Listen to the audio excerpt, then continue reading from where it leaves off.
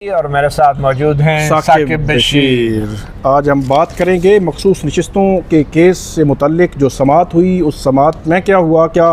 सवालात सामने आए और बेंच का मूड क्या लग रहा है। और इसके अलावा जजेस सीनियरिटी केस और तबादले का केस जो इस्लामाबाद हाई कोर्ट के 5 जजेस जिसमें दरख्वास्त गुजार हैं, साइलिन हैं, खुद जजेस हाई कोर्ट के, और वे चाह रहे हैं कि उनकी इस्लामाबाद हाई कोर्ट में जो जजेस को लाया गया है तबादलों के ज़रिया इनके आर्टिकल 200 के तहत उसके तहत सीनियरिटी नए सिरे से नहीं तरतीब दी जा सकती और जस्टिस सरफराज डोगर जो हैं वो जूनियर मोस्ट होंगे इस्लामाबाद हाई कोर्ट में और शायद इसलिए वो मुस्तकिल चीफ जस्टिस भी ना बन सके। तो साकिब, सबसे पहले तो मेरे ख्याल में मखसूस नशिस्तों का बड़ा अहम केस था जिसकी वैसे तो नसियात बराह रास्त दिखाई जाती हैं। जो कुछ जजों ने कहा, जो कुछ वकीलों ने कहा, वो तो बराह रास्त लोगों ने भी सुना, आवाम ने भी सुना, मगर बहुत कुछ अंग्रेज़ी में होता है जी, कुछ कानूनी मुशकाफ़ियाँ होती हैं, तो उसको हम सादा अल्फाज में अगर बयान करें तो सबसे अहम नुक्ता जो आज एडवोकेट फैसल सदीकी ने उठाया, मेरी नज़र में वो मुकम्मल इंसाफ का 187 का जो मुकम्मल इंसाफ का आर्टिकल 187 के तहत मुकम्मल इंसाफ कंप्लीट जस्टिस का अख्तियार इस्तेमाल करते हुए 13 में से 8 जजों की अक्सरियत ने ये कहा था कि वो मुकम्मल इंसाफ का अख्तियार इस्तेमाल करते हुए PTI जो कि फ़रीक नहीं थी, वो समझते हैं कि ये मखसूस नशिस्तें PTI को मिलनी चाहिए और 80 से ज़ायद नशिस्तों को PTI को देने का कहा था। इसके ऊपर इलेक्शन कमीशन को एतराज़ था, नून लीग और पीपल्स पार्टी को भी, और आज नज़रसानी के समाअत से पहले इलेक्शन कमीशन ने भी और नून लीग और पीपल्स पार्टी ने भी ये कहा था कि मुकम्मल समाअत का अख्तियार इस्तेमाल नहीं किया जा सकता और किसी ऐसे फरीक को मखसूस नशिस्तें नहीं दी जा सकती जो शायद सुप्रीम कोर्ट के सामने ही नहीं था। मगर एडवोकेट फैसल सदीकी ने आज ये साबित किया कि एक तो मुकम्मल इंसाफ का जो अख्तियार है वो अभी भी सुप्रीम कोर्ट के पास दस्तयाब है। 26वीं आइनी तरमीम में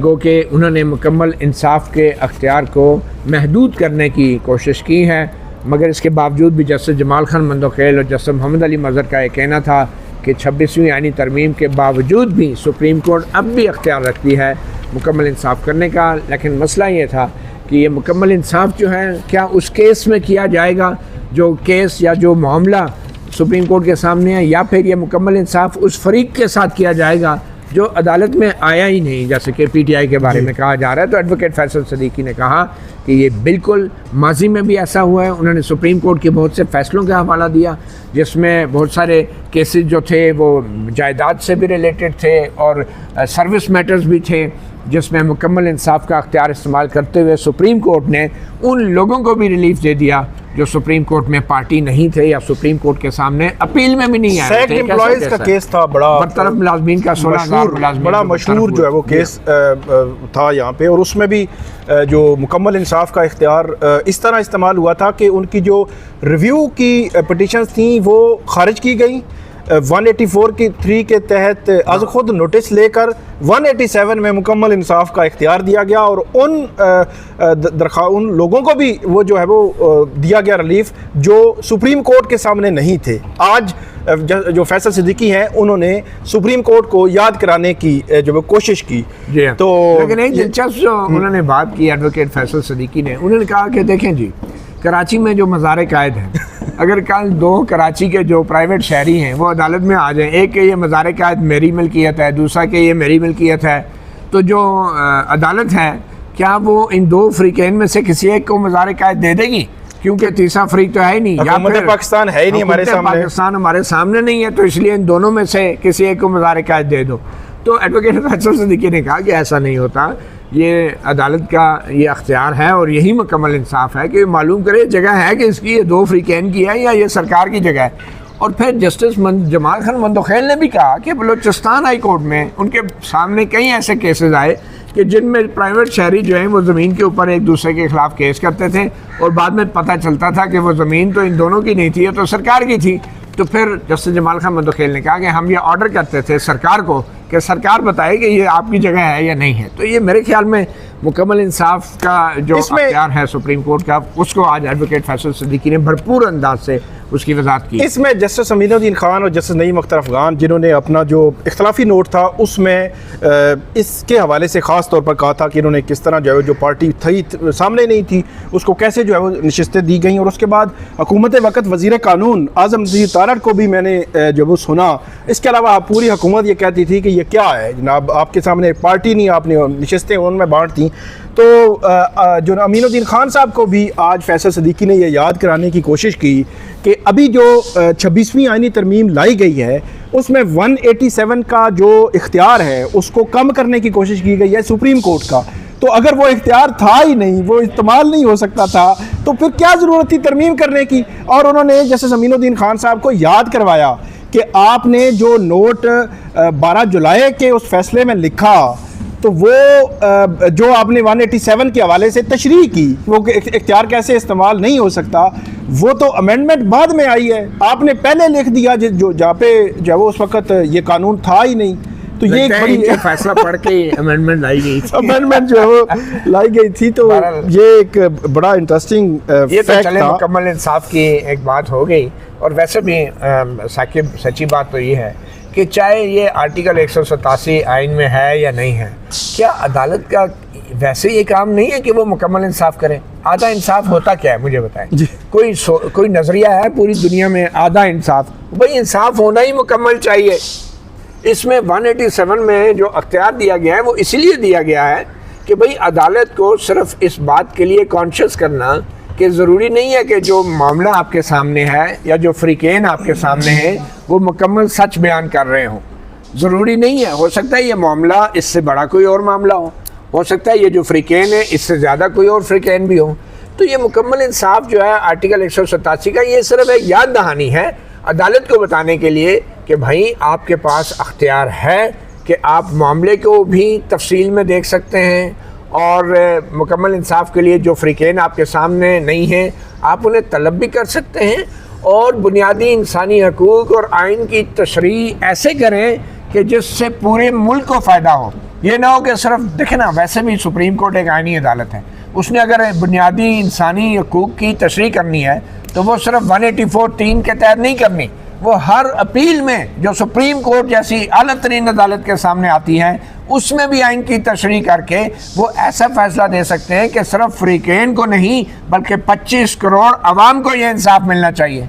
वहाँ पे फिर आप कैसे कहेंगे कि नहीं जी वो 25 करोड़ अवाम तो फ्रीक नहीं है? भाई आइन की जब तशरीह होती है तो वो आइन 25 करोड़ अवाम का होता है। तो इसलिए आपको याद होगा कि जब ये मकसूद नशस्तों का केस अभी शुरू भी नहीं हुआ था तो मैं शुरू दिन से ये कह रहा था कि ये सीटें जो हैं ना सुन्नी इत्तेहाद कौंसिल को भी नहीं मिलनी और किसी को नहीं मिलनी, ये सिर्फ पीटीआई की सीटें और ये सुप्रीम कोर्ट भी पीटीआई को ही देगी और फिर हुआ भी यही, मैं तो रिकॉर्ड की बात है। बिल्कुल। तो ये एक सिर्फ कॉन्सेप्ट है और हम जजेस जो हैं बड़ा महदूद सोच रखते हैं कि फ़लाँ आर्टिकल। ये जो मुकम्मल इंसाफ का कॉन्सेप्ट है इसको एक कॉन्सेप्ट रखें और सुप्रीम कोर्ट जो भी आइन की बुनियादी इंसानी हकूक़ की तशरीह करे उसका फ़ायदा सिर्फ 2 या 4 या 6 फ्रीकेन को नहीं 25 करोड़ अवाम को मिलना चाहिए, क्योंकि ये मामला है अवाम की मैंडेट का, ये मामला है राइट टू चूज़ का, वोट के हक का, विल ऑफ पीपल का और मैंडेट चोरी का। तो इसमें आप सिर्फ फ्रीकेन के दरमियान कैसे तय करेंगे कि यार ये मैंडेट इसने चोरी किया तो उसको दे दो? नहीं, ये 25 करोड़ अवाम का मैंडेट है जिसके साथ खिलवाड़ किया गया। लेकिन सारे सिनेरियो और सारी बातों और सारी जो वो इस किस्म की डिस्कशंस के बावजूद हाजी जस्टिस अमीनुद्दीन खान साहब जो है उन्होंने कहा कि अगर आपकी गलती है, फैसल सिद्दीकी को कहा, तो अगले वो कहते रह गए कि भुगतना पड़ेगा। हाँ, नहीं उन्होंने कहा फिर भुगतना पड़ेगा। तो आज की जो समात है उसमें एक और बड़ी चीज, लेकिन इस गलती का जवाब भी दिया था फैसल सिद्दीकी ने। उन्होंने कहा जनाब हम आह भी करते हैं तो हो जाते हैं बदनाम, वो कत्ल भी करते हैं तो चर्चा नहीं होता। इसमें जमहूरियत का कत्ल किया है इलेक्शन कमीशन ने और आप कह रहे हैं कि दरख्वास्त गुजार की गलती है, दरख्वास्त के अंदर तजादात हैं। तो भाई दरख्वास्त गुजार के तजादात से आइन की तशरीह नहीं होनी, सुप्रीम कोर्ट के बाख्तियार सुप्रीम कोर्ट के मुकम्मल इंसाफ के साथ आइन की तशरीह होनी है। आप दरख्वास्त गुजारों को अपना मद्दे मुकाबल या मुखालिफ क्यों समझ रहे हैं? आप उन्हें साइलिन के तौर पे देखें यार। एक और बात भी है, कल आपने बहुत ज़्यादा बात की थी election commission, chief election commissioner के किरदार पर, लेकिन आज आपने देखा होगा सारी दुनिया ने, सारी आवाम ने, पब्लिक ने ये देखा कि कैसे रेस्क्यू किया गया इलेक्शन कमीशन को और किस तरह फैसल सिद्दीकी ने पूरी सुप्रीम कोर्ट के उन 11 जजेस को, पूरी सुप्रीम कोर्ट को झंझोड़ने की कोशिश की कि आपकी डिग्निटी जो है, वो आपका वकार जो है, वो उस पर सवाल आ चुका है कि 1 साल हो गया आपकी जजमेंट और उस जजमेंट पर जो है वो अमल नहीं हुआ। तो वो जो डिस्कशन थी उसको आप कैसे देखते हैं कि कैसे रेस्क्यू किया गया? जस्टिस अमीनुद्दीन खान जो है वो किस तरह वो बेताब थे कि ये क्या डिस्कशन शुरू हो गई है कि जस्टिस मोहम्मद अली मजहर ने बुला लिया इलेक्शन कमीशन वालों को और उनके पास भी कोई जवाब नहीं था, जवाब ना होने के बावजूद भी उनको रिलैक्स किया गया। वो आपने सुना है ना, मुद्दई सुस्त गवाह चुस्त। तो ये जो तौहीन अदालत के मामलात होते हैं ना, इसमें जज या अदालत जो है वो मुद्दई होती है, वो एक किस्म की कंप्लेनेंट होती है क्योंकि तौहीन अदालत की हुई होती है।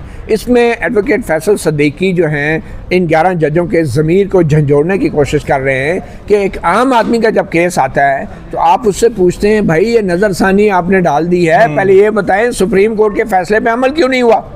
और एडवोकेट फैसल सिद्दीकी ने कहा कि जब रियासत जो है, जब हुकूमती इदारे, जब इलेक्शन कमीशन जैसा आईनी इदारा सुप्रीम कोर्ट का फैसला नहीं मानता तो आप उससे पूछते ही नहीं है कि भाई अमल क्यों नहीं हुआ। आम आदमी की तो आप नज़रसानी उठा के परे फेंकते हैं कि भाई तुमने अमल ही नहीं किया सुप्रीम कोर्ट के फैसले पे, अब नज़रसानी मुंह उठा के आगे हो नज़रसानी लेके। तो ये सवाल जो है इलेक्शन कमीशन से क्यों नहीं किए जा रहे, ये एडवोकेट फैसल सिद्दीकी ने कहा। और उन्होंने कहा ये इम्तियाजी सलूक है कि एक तरफ तो रियासती इदारे वो सुप्रीम कोर्ट का हुक्म ना माने तो उनसे कोई सवाल ही ना किया जाए, और दूसरी तरफ आम आदमी आ जाए तो उसको आप कहते हैं कि तौहीन अदालत हो गई है। तो एडवोकेट फैसल सिद्दीकी ने कहा कि सुप्रीम कोर्ट की रवायत ये रही है कि सुप्रीम कोर्ट का फैसला ना माना जाए तो नज़रसानी की दरख्वास्त पे उस वक्त तक समाप्त नहीं होती जब तक तौहीन अदालत की कार्रवाई मुकम्मल नहीं हो जाती। तो ये उन्होंने बड़ा एक अहम नुक्ता उठाया। मुझे लगता है कि जजेस जो है उनमें से बहुत से जजेस हैं शायद इस बात पे राजी भी हों, लेकिन लगता ये था कि जस्टिस अमीनुद्दीन ये सुनने को तैयार नहीं। जस्टिस अमीनुद्दीन खान जो है वहाँ ये कहते कह गए कि देखें वो आगे बढ़ें, आप दलाइल दें, वेखे स्टे भी है। अच्छा, अंदाज़ा लगाएं जो उनका स्टे की एप्लीकेशन दायर हुई अभी जाकर बेंच बना मई में, तो अक्टूबर 12 जो जुलाई 12 से लेकर मई 2025 तक उस फैसले पर अमल नहीं हुआ, कोई स्टे नहीं है, कोई हियरिंग नहीं हुई। तो अब जाकर उनको, मतलब ये इलेक्शन कमीशन वाले कहते तो वो अलग बात थी ना, बेंच के सरबराह साहब कह रहे हैं हाजी साहब के जी स्टे की उनकी एप्लीकेशन है तो अब आप आगे बढ़ें। तो ये एक बड़ी अजीब सी जज साहब जो है वो स्टे की एप्लीकेशन पे ही राजी हो गए हैं कि उनकी तरफ से स्टे ही है, क्योंकि एप्लीकेशन इलेक्शन कमीशन ने दी है तो जज साहब कह रहे हैं कि साड़ी तरफ स्टे ही है, और दूसरी पार्टी को ज़हन बनाए बैठे हैं कि गलती की है ना, भुगतना पड़ेगा। तो एक और बात रह जाएगी, 187, 184(3), 185 के जो इख्तियारात सुप्रीम कोर्ट के, बल्कि ये भी एक बात जो है वो समझाई आज फैसल सिद्दीकी ने कि 187 एक जुरिस्डिक्शन नहीं है। जिस तरह तो वो जो है वो जस्टिस अमीनुद्दीन खान शायद ये इस तरह की बात कर रहे थे कि कैसे इस जुरिस्डिक्शन को अज्यूम किया उन्होंने। तो उसमें जस्टिस जमाल खान मंदोखेल, जस्टिस मोहम्मद अली मजहर ये बात कर रहे थे कि नहीं 26वीं आईनी तरमीम में कौन सी इख्तियारात दिए गए हैं और कौन सा हुआ है, 184(3) में थोड़ा सा हुआ है। तो वहाँ पे फिर जस्टिस जो है वो काकड़, हाशिम काकड़, वो बोले, उन्होंने कहा 26वीं आईनी तरमीम में बहुत बड़े पैमाने पर तब्दीलियाँ हुई हैं, बहुत बड़े पैमाने पर ये हुई हैं। मतलब उनका कहने का मकसद यही था कि आपके इख्तियारात को कट किया। कैसे आप कह रहे हैं कि इख्तियारात आपके नहीं जो है वो ख़त्म किए गए? अच्छा, जस्टिस अमीनुद्दीन खान जो है ना, उनका प्रॉब्लम ये था कि उन्होंने जो मखसूस नशिस्तों में अपना इख्तिलाफी नोट लिखा था तो उन्होंने उसमें ये लिखा था कि ये मुकम्मल इंसाफ की जो शिक है 187, ये कोई जुरिस्डिक्शन नहीं है। जुरिस्डिक्शन से मुराद ये दायरा इख्तियार नहीं है, दायरा इख्तियार नहीं है। तो एडवोकेट फैसल सिद्दीकी ने कहा कि ये किसने कहा ये दायरा इख्तियार है, ये दायरा इख्तियार तो कभी था ही नहीं, ये तो अख्तियार है, ये दायरा इख्तियार नहीं है। दायरा इख्तियार वो होता है कि जिसके अंदर रह के आप दरख्वास्त को टेकअप करते हैं कि ये दरख्वास्त इस जुरिस्डिक्शन में, इस दायरे इख्तियार के अंदर दायर की गई है। और अख्तियार वो होता है जब court already seized with the matter है, कोई केस सुन रही है, उस दौरान उसका अख्तियार होता है कि वो इवन के सिविल कोर्ट का ये अख्तियार होता है कि वो किसी भी ऐसे शख्स को बतौर गवाह तलब कर सकती है, कोई भी ऐसी दस्तावेज जो है वो तलब कर सकती हैं दफ्तर से, सरकारी दस्तावेज, किसी भी एहलकार को कह सकती है कि वो दस्तावेज पेश करो। तो ये वो अख्तियार है, ये दायरा इख्तियार नहीं है। तो बहरहाल 187 के तहत जो जस्टिस अमीनुद्दीन खान हैं उनकी वो जो इस्तदलाल था जो माइनॉरिटी नोट के अंदर कि दायरा अख्तियार नहीं, एडवोकेट फैसल सिद्दीकी ने कहा ये तो किसी ने कहा ही नहीं है दायरा अख्तियार है, ये तो अख्तियार है। और मतलब इनडायरेक्टली वो ये कह रहे थे कि आपने टाइम ही ज़ाया किया अपने नोट में इसको दायरा अख्तियार के तौर पे इसकी मुखालफत करके। अच्छा, एक और बात, 3 से 15 दिन, मतलब 3 दिनों में कोई भी आज़ाद मेंबर जो है उसने किसी भी पॉलिटिकल पार्टी को ज्वाइन करना होता है, तो 15 दिन जो मेजॉरिटी जजमेंट है उसने 15 दिन क्यों किए, इस पर डिस्कशन हो रही थी। और उसमें बाप का जिक्र आ गया, 2018 का जिक्र आ गया कि बाप एक बाप था, फिर बाप के बारे में बहुत कुछ फैसले सिद्दीकी ने कहा। अचानक 2018 के इलेक्शन भी जो हुए थे उससे पहले भी जो है वो बाप पार्टी बनी थी, और वो बाप पार्टी ऐसे स्टेज पे बनी थी कि जब इलेक्शन हो चुके थे और उसके बावजूद भी उनको मखसूस नशिस्तें दी गई, यानी कि उनके लिए फ्रेश जो है वो टाइम उनको दिया गया, नया जो है वो उनके लिए, उन्होंने बल्कि मखसूस नशिस्तों के लिए लिस्ट भी नहीं दी थी और बाद में उनको मखसूस नशिस्तें भी मिल गई। और दूसरी बात ये है उन्होंने कहा बाप बाप होता है। अच्छा, ये बात जो साकिब को डिस्कस नहीं कर रहा कि भाई अगर ये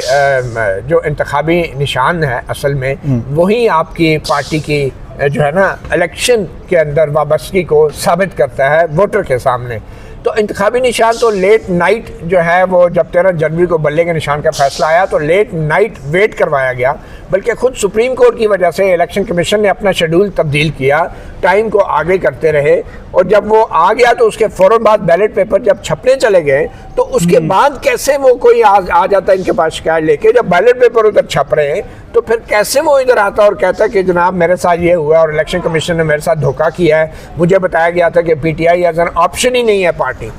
तो ये बार बार यही पूछा जा रहा है ना कि टाइमलाइन चेंज हो गई है, तो टाइमलाइन चेंज तो होनी है जब एक चीज़ आइनी तौर पे गलत साबित हो गई है, जब आइन की तशरीह जो है वो टाइमलाइन जो होती है वो आइन के लिए है ना, आइन के मामलात के लिए है। जब आइन के मामलात की तशरीह हो गई है तो उसमें टाइमलाइन तो एक नेचुरल उसका रिजल्ट है कि टाइमलाइन चेंज होनी है, क्योंकि उसी आइन के तहत ये मखसूस नशिस्तें किसी ना किसी को तो जानी है ना। अब ये तो नहीं हो सकता कि सुप्रीम कोर्ट ने तशरीह कर दिया कि ये सीटें जो है पीटीआई को मिलनी है, लेकिन चूंकि टाइम गुजर गया है तो बस किसी को नहीं मिलेंगी। अब ये मुझे बताएं, इसका मतलब पार्लियामेंट खाली रहेगी क्योंकि टाइम लाइन जो है वो गुजर गई है। ये क्या बच्चेगाना किस्म की बात है, 2+2 वाले रियाजी करने वाले ये नालायक एक बल्कि आज जब जस्टिस जब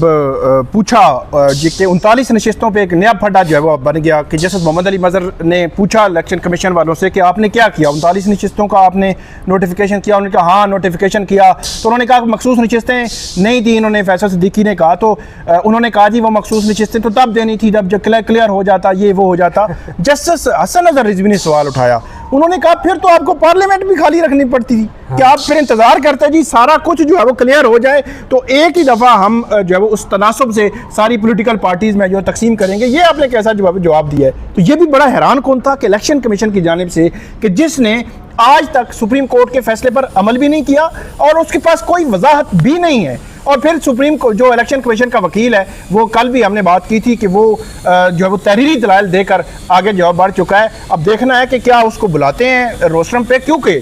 6 जज हैं जो नए हैं, बार बार हम कह रहे हैं 6 जज नए हैं, उनको पूछना चाहिए जो इलेक्शन कमीशन के हवाले से सवालात हैं। इलेक्शन कमीशन के हवाले कंडक्ट पे जो लिखा है जो 8 जजेस ने, और 8 जजेस क्यों कंक्लूजन तक पहुंचे हैं, वो कॉन्सिक्वेंसेस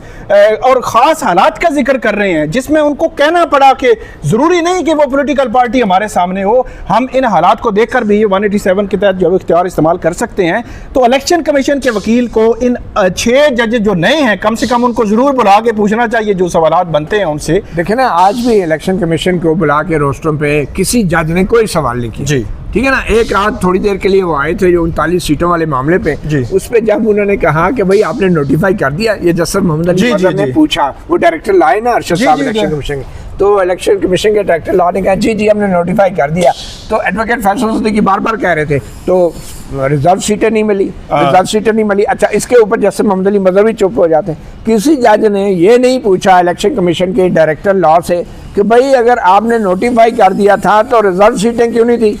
किसी जज ने यह सवाल नहीं किया। आप क्या बात कर रहे हैं कि जो 6 नए जज हैं, 13 जजों के बेंच में वैसे 7 नए जज हैं, लेकिन ये जो 6 नए जज हैं आप इनको कह रहे हैं? मुझे बताएं, जस्टिस मुसरत हलाली जो हैं ये भी तो जज है ना। हम देख रहे हैं कि 2 घंटे बाद जो है उनका स्टेमिना ख़त्म हो जाता है, कभी उनके वो आपस में गुफ्तगू आने जा रही होती है, 2 घंटे हो गए, फजूल बहस हो रही है। अब कल भी उन्होंने कहा खत्म करें भाई। अगर एक जज बीमार है, अगर एक जज जो है फोकस नहीं कर पा रहा, वो इस बेंच पे क्यों बैठ रहे हैं? आपने एक बीमार आदमी को आपने अपने बेंच पे बिठाया हुआ है, 26 लाख 28 लाख 26 लाख रुपए आपकी तनख्वाह है, और आपको जो है 2 घंटे बाद आपका स्टेमिना, आप कहें मैं नहीं बैठ सकती, मैं बीमार हूँ, बट ठीक है फिर बैठे रहे आप क्यों जबरदस्ती बेंच पे? भाई इनकी जगह आईनी बेंच किसी और जज को ले आए। और मुझे यकीन है कि आईनी बेंच के ऊपर मुझे लगता है कि जस्टिस मुसर्रत अलाली की जगह आप कोई और आएगा, क्योंकि ना तो जस्टिस मुसर्रत अलाली से दलाइल बर्दाश्त हो रहे हैं, क्योंकि हर दलील जो है उनके बल्ले वाले निशान वाले फैसले की तरफ जाती है, और ना ही उनका इतना स्टेमिना है, उनकी तबीयत ख़राब है। तो मुझे मालूम नहीं, अब एक जहाँ 6 जज नए आ गए, वहाँ पे एक नया जज आ जाने से क्या होगा? लेकिन ये नहीं हो सकता कि सिर्फ नग पूरे करने के लिए एक बीमार जज को जो है ज़बरदस्ती उसके साथ भी जुल्म कर रहे हैं, और आप साइलिन के साथ भी जुल्म कर रहे हैं, जिनका वो केस ही नहीं सुनना चाह रहा वो बीमार जज। एक चीज़ जो ईसीपी के हवाले से जो फैसल सिद्दीकी उन्होंने कहा कि ईसीपी कैसे आ सकता है कि जो है वो अपने फैसले के खिलाफ अपील लेकर आ सकता है, एक पार्टी कैसे बन सकता है, तमाम जो फ़रीक़ैन है ना मुख्तलिफ, तो उनमें एक फ़रीक ईसीपी कैसे बन सकता है। और उन्होंने मिसाल दी कि आप फिर सेशन जज को भी फ़रीक बना दें, मजिस्ट्रेट को भी फ़रीक बना दें, आप ट्रिब्यूनल के वो जो जज है या जो ट्रिब्यूनल है उसको भी जो है वो अपना जो है वो सर्विसेज ट्रिब्यूनल वाला जो अपना लेकर मेंबर जो है वो ऊपर केस लेकर आ जाए कि मेरा फैसला है, वो फैसला नहीं माना गया, मजिस्ट्रेट कहे कि मेरा फैसला नहीं माना गया। तो ये बात वैसे इसके साथ जैसे जमाल खान मंदोखेल ने इत्तेफाक किया, उन्होंने कहा ये और लगता है कि जो इलेक्शन कमीशन है वो इस हद तक तो आ सकता है, उसके खिलाफ कोई ऑब्जर्वेशन रिमार्क्स चले गए हैं या कोई ऐसी चीज़ आ गई है, लेकिन स्पेसिफिकली फ्रीक बनकर फैसला जो है वो के फैसले के खिलाफ आ जाना ये हैरान कुन है। लेकिन आपको जस्टिस काजी फाइज साहब को बिल्कुल नहीं भूलना चाहिए, जो पता नहीं कहाँ पे इलेक्शन कमीशन को जो है वो उठा के रखते थे। उनसे मुझे याद आया कि आज ये खबर है कि सुन्नी इत्तेहाद काउंसिल ने वो जो कमिश्नर रावलपिंडी है ना, उनके बयान का भी एक सीएम जमा करवाई है और उनके बयान की तफसीलात भी जमा करा दी है सुप्रीम कोर्ट। जी जी, लियाकत अली चट्टा साहब, बहुत बड़ी खबर है, मालूम नहीं उनके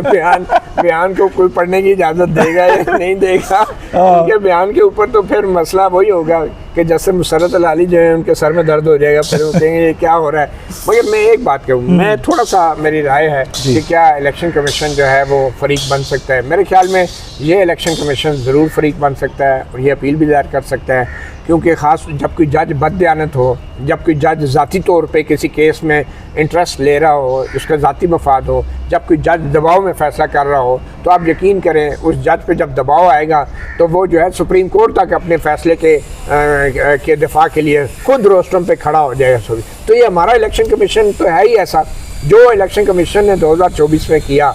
ये जो जिस किस्म के इल्ज़ामात, बददियानती के इल्ज़ामात लग रहे हैं और जिस तरीके से इसने एक सियासी जमात को निशाना बनाए रखा, पीटीआई को निशाना बनाया, इलेक्शन सिंबल से महरूम करने के बाद उनको सियासी शनाख्त से, सियासी जमात की शनाख्त से भी महरूम किया, ये वाला इलेक्शन कमीशन तो ज़रूर आएगा। वो तो मैं कहता हूँ इंटरनेशनल कोर्ट ऑफ जस्टिस में भी होगा तो ये जाके खड़े हो जाएंगे। कोई बात नहीं है कि कल सिकंदर सुल्तान राजा भी आके कह रहे हो जी मेरा फैसला दुरुस्त था, और वो जो 4 मेंबरान हैं वो बड़े जो मुअज़्ज़ज़ बने फिरते हैं इलेक्शन कमीशन के, उनको खुद फिर ज़ाती तौर पर आगे इन पर्सन दिफा करना चाहिए। फिर वो वकील क्यों करते हैं सरकार के पैसे से? ये अवाम के टैक्स का पैसा है जो करोड़ों रुपया वो देते हैं इलेक्शन कमीशन के फैसले के दिफा के लिए। ये उनसे पूछना चाहिए कि करोड़ों रुपया कैसे आप खर्च कर रहे हैं अवाम के टैक्स का पैसा। आपको तो अपील में ही नहीं आना चाहिए और आपने करोड़ों रुपए बांट दिए। मखदूम अली खान साहब जो हैं वो इतने सीनियर वकील हैं, ठीक है, बड़े महंगे वकील हैं, उनके अलावा दूसरे जो वकील हैं, क्या जब ये इलेक्शन कमीशन के केसेस करते रहे हैं या करते हैं तो ये मुफ्त में करते होंगे? बिल्कुल नहीं। ये एक बड़ा एक अलमिया है कि इलेक्शन कमीशन जो अपने आप को आईनी इदारा कहता है, जो अपने आप को मुनसिफ कहता है,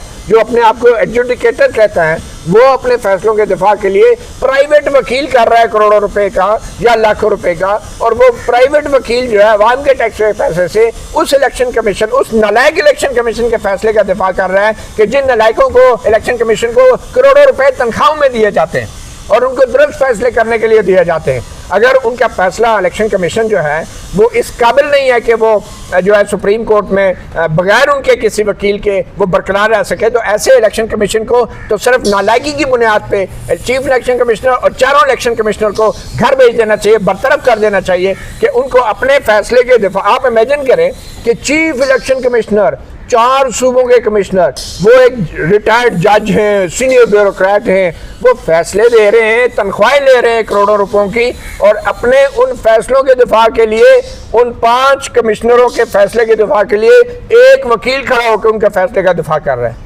यानी कि उन 5 कमिश्नरों के अल्फाज, उनके फैसले में इतनी वक़्त नहीं है, इतनी सकत नहीं है कि वो अपने अल्फाज, अपने दलाइल, रीजनिंग की बुनियाद पे वो बरकरार रहे उनका फैसला। और एक वकील कौन जी, वो सिकंदर बशीर साहब आ जाएंगे या कोई दूसरा बशीर आ जाएगा, वो आके उन 5 कमिश्नरों के फैसलों का दिफा करेगा।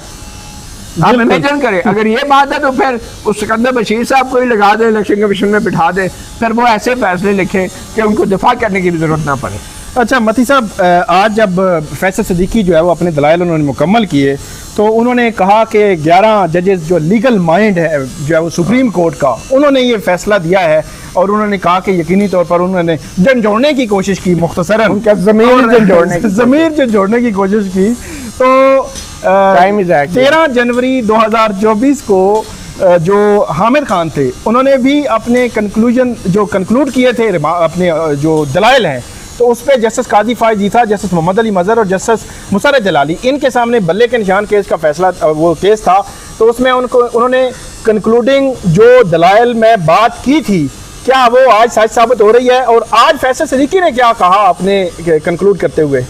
देखिए, पहली